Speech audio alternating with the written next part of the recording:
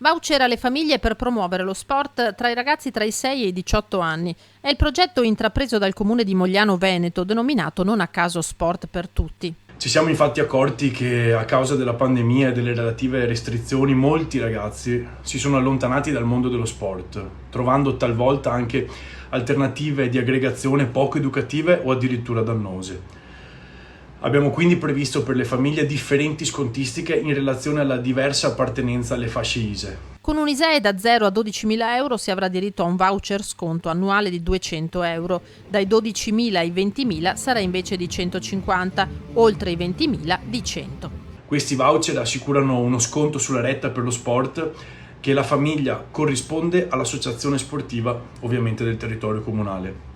Ed è oltretutto possibile richiedere il buono per ogni figlio di età compresa tra i 6 e i 18 anni che intende praticare uno sport. Il comune ha calcolato che dei nuovi voucher potranno beneficiare ben 355 famiglie rispetto alle 110 che avevano finora potuto usufruire del bonus sport.